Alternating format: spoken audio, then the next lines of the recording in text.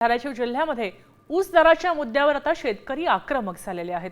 धाराशिवमध्ये ढोकी परिसरात विविध गावात शेतकऱ्यांनी एकत्र येत ऊस दरासाठी लढा उभारण्याचा निर्णय केलेला आहे। कारखानदार संघटना एकत्र येऊन शेतकऱ्यांची लूट करतायत।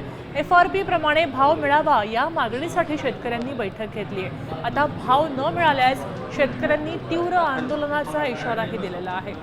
ऊसाला भाव जाहीर होतो मग धाराशिव मधल्या कारखानेच का करत नाहीत असा सवाल यावेळी शेतकऱ्यांनी उपस्थित केला।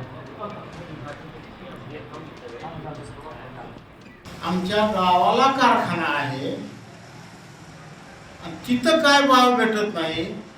शेजारचा तडोळ्याचा कारखाना आहे ते 2600 आणि 2700 म्हणते। अहो गावाला तुला 3150 रुपये भाव द्यायला लागला आणि तुमच्या गावात 2600 2700, इकडं आंबेडकर 2600 2700।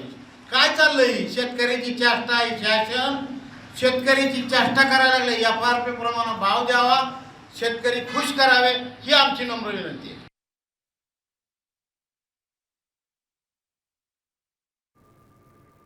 आपण पाहतोय योग्य दर न दिल्यास आंदोलन करू असं धाराशिव मधले शेतकरी म्हणतायत।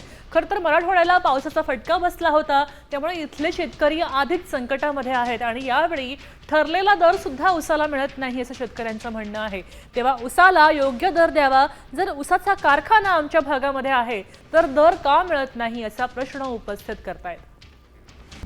आता isakal.com आहे देशातील नंबर 1 ची मराठी न्यूज वेबसाईट। प्रत्येक अपडेटसाठी isakal.com ला नक्की भेट द्या।